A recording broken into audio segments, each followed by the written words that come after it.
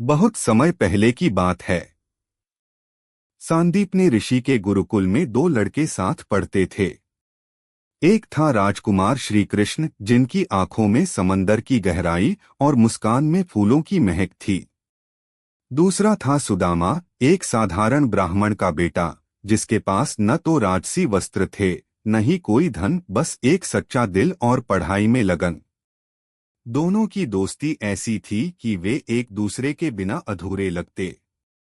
जंगल में लकड़ी लाने जाते, बारिश में भीगते, भूख लगने पर सुदामा का छोटा सा चावल का टुकड़ा दोनों बांटकर खाते। कृष्ण हंसते हुए कहते, सुदामा, तेरा यह चावल मुझे अमृत से ज्यादा मीठा लगता है। सुदामा शर्मा जाता, लेकिन मन ही मन सोचता, यह दोस्ती जन्मों की है। गुरुकुल खत्म हुआ। कृष्ण द्वारका के राजा बने। महल में सोने चांदी की सजावट, चारों तरफ वैभव। सुदामा गरीबी में जीवन बिताने लगे। छोटी सी झोपड़ी, पत्नी और बच्चे, कई दिन सिर्फ भूखे सोना पड़ता। एक दिन सुदामा की पत्नी ने आंसू पोंछते हुए कहा, स्वामी, इतने साल हो गए, कृष्ण से कभी मिले नहीं। वे आपके बचपन के सखा हैं।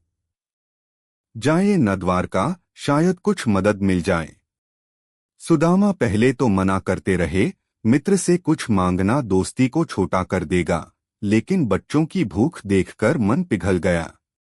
पत्नी ने घर में बचा हुआ थोड़ा सा पोहा, चिवड़ा, कपड़े में बांध कर दे दिया। बस इतना ही है, लेकिन प्रेम से देंगे तो कृष्ण खुश होंगे। बहुत मुश्किल से पैदल चलते चलते सुदामा द्वारका पहुंचे। राजमहल के द्वार पर पहुंचकर वे घबरा गए। सोचने लगे, मैं फटे वस्त्रों में, धूल से सना, राजा के सामने कैसे जाऊं। लेकिन जैसे ही द्वारपाल ने उनका नाम सुना, सुदामा, वे दौड़कर आए और उन्हें अंदर ले गए। कृष्ण ने जैसे ही सुदामा को देखा, सिंहासन छोड़कर दौड़ पड़े। दोनों गले मिले। कृष्ण की आंखों में आंसू थे।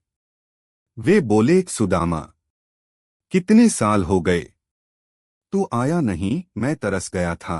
कृष्ण ने सुदामा के पैर अपने हाथों से पकड़े, धोए और आंसुओं से ही उनके चरण पोंछे। सुदामा रो पड़े।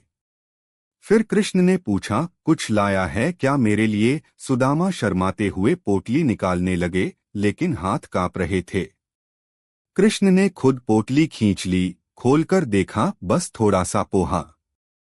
कृष्ण की आंखें चमक उठीं। वे खुशी खुशी मुट्ठी भरकर खाने लगे। आह, कितना स्वादिष्ट है, यह तो मेरे लिए स्वर्ग का भोजन है। रानी रुक्मिणी भी आईं।